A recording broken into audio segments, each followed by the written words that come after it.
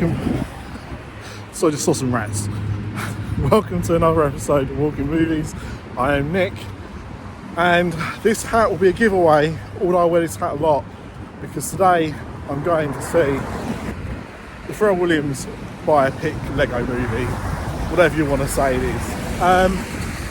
Obviously I'm looking forward to this as a fan of Pharell. I know a lot of his story anyway, so it's going to be interesting to see what they do with this film. But I'm excited to see it for that reason. So, yeah, I'm on my way there now, and I'll give you my thoughts after this. So, I have now seen piece by piece the Pharell Williams documentary / Lego movie, and I enjoyed it.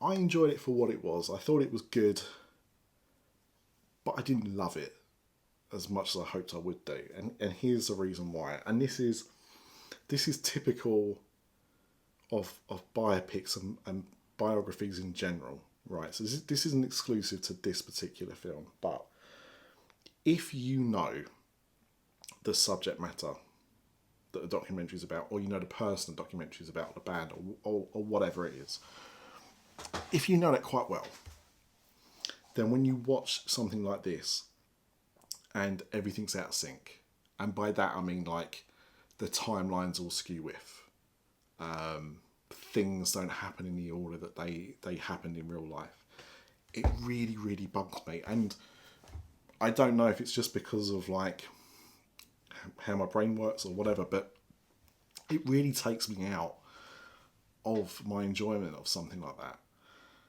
And this film had quite a lot of that.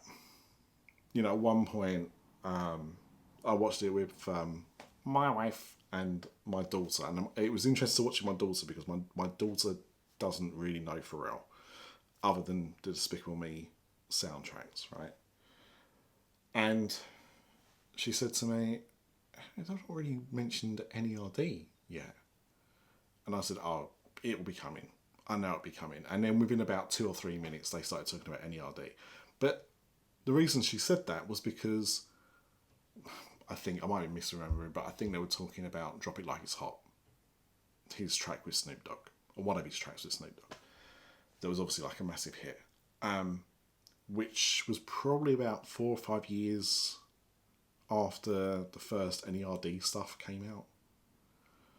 So it's like, why are we talking about that, but we're not talking about this thing, which obviously wasn't their biggest, or wasn't Pharrell's like biggest like success or anything like that, but it's really integral to the story because it was a band of him and Chad and Shay who were childhood friends.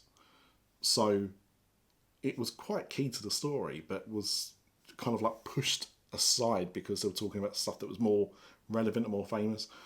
So stuff like that really, really, really, really annoys me. But, you know, it was well done in terms of, you know, the way it was animated. You know, if you like the look and feel of things like the Lego movies, or, you know, when they've done things like the episode of The Simpsons that was done in Lego, that kind of thing. If you're happy with that as a medium to tell a story, then you should enjoy this film. But I think if you're a fan of Pharrell, you're not going to learn much new information, which is fine, I guess. But what it will probably do is it will probably remind you of like some of the things you might have forgotten about. Now, my daughter, as I said, watched this and she didn't have any idea of who Pharrell was or things that he'd done. Obviously, she's heard some of his music, but may not have realised it was, you know, his involvement with it or whatever. But as I said, she obviously recognised songs from Despicable Me. So she really enjoyed it. And I think, one, because of the fact it was a Lego movie, but secondly, because, you know, you're hearing all this music for the first time and, you know, the back catalogue speaks for itself. Like, there's a reason that they were... I mean, I said to someone the other day, they're like the Stock Aitken Waterman of music at that time. You know, from like the late 90s through to like the mid noughties. you were constantly hearing a Neptune's production.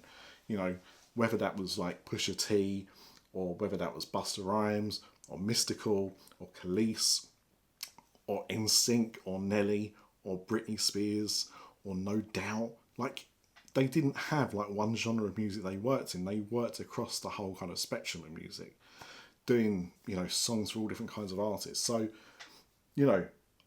watching it and kind of learning about that, I think, is really interesting.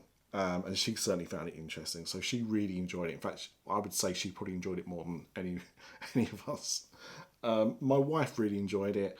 I said I liked it a lot, but I didn't enjoy it quite as much. And it was for those reasons mainly.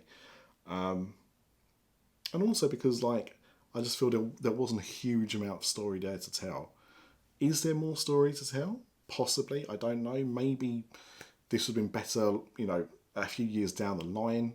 I don't know.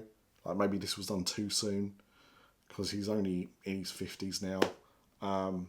But, it was still good, and it was good to hear, like, be reminded of some of the songs that you don't think about necessarily as much as you do anymore. So, yeah, look, if you like Lego, if you like Pharrell, it's definitely worth a watch. Is it worth going to the cinema for? Probably not. It's my honest opinion. And it came out in America in September. No. Came out in America in October.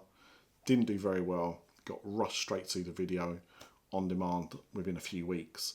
And now it's come out in the UK. And my cinema's only showing it in one screen 3 times a day for the first week. They haven't announced the schedule for next week. I would be shocked if it's still being shown next week, because the screenings do look quite empty when I've looked into them. But I think it's definitely worth your time. I would recommend it. What would I score it? I would score it a 7. And that's because of my enjoyment of it. And being a fan and everything like that. So maybe it wouldn't feel the same to you. But I think it's definitely worth that. I was entertained enough. Hearing all the music was good. Having the people appear as themselves in the film was good. Like, you had, Jay-Z, Gwen Stefani, Justin Timberlake, Pusha T, just to name a few people. So that was all good as well. So yeah, I mean, I enjoyed it. I'm glad I saw it. I'm glad it exists. I wish there was a bit more meat to the bone. But yeah, it is what it is. So thank you for watching this. As I said, I've started to do other video reviews on TikTok. They are shorter, which might please some of you. But also some of them will be only on there and not on here. So, do with that information what you will. But I will still be doing stuff on here. And of course, until the next review, remember the Flinifs.